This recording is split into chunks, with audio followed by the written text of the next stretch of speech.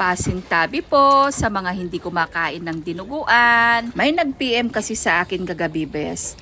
At nag-order sila ng rush order ng dinuguan, tapos pansit gisado, puto. Ngayon, para makita nyo at ma-share ko sa inyo kung paano kami magluto ng dinuguan, hali kayo, bes, at samahan nyo akong magluto. Siya nga pala mga bes, ang ginamit ko po dito na dinuguan ay laman ng yobab, hindi po bitukan ng yobab. So nakita nyo, pinakuloon ko muna yung yobab. Tapos, nanggisa ako ng sibuyas at bawang. Kailangan magiging golden brown yan para lumabas talaga yung amoy ng gisa. Tapos, sinama ko na rin yung laurel. Kanya-kanya tayo ng way ng pagluluto ng dinuguan ha mga bes. Gusto ko kasi may laurel para mabango. Tapos nilalagay ko na yung yobab na nilaga ko kanina na hiniwa-hiwa. Nag-add din ako ng konting paminta na pino.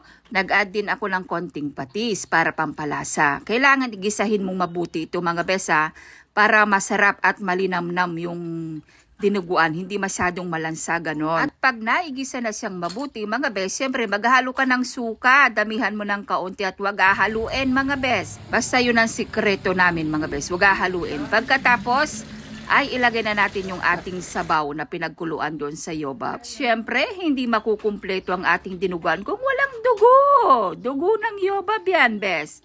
Saka mo halu-haluin at pakukuluin natin yan ng matagal. Matagal natin talagang pakukuluan ito, bes. Kailangan dapat malutong-maluto para hindi siya agad masira kahit ilang araw ito.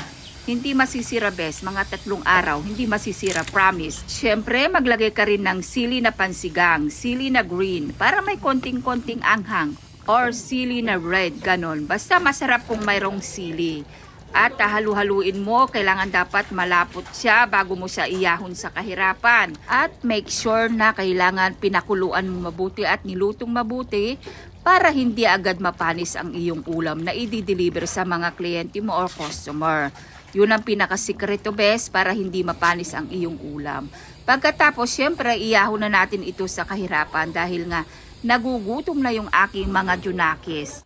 Anong oras na kasi? Tanghaling tapat na, kaya kailangan muna namin kumain bago ang lahat. So siya nga pala mga bes, ang order sa akin kasi nung aking kliyente na nagparas ay medium tray na dinuguan. At ang halaga po niyan sa akin ay 1,180 yung isang medium tray.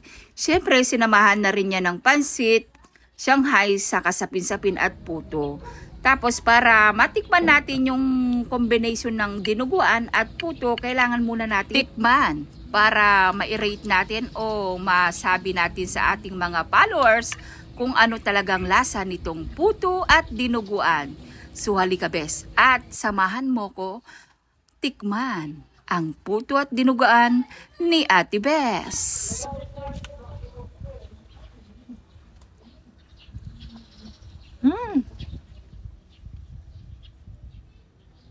At napakasarap talaga niya, bes.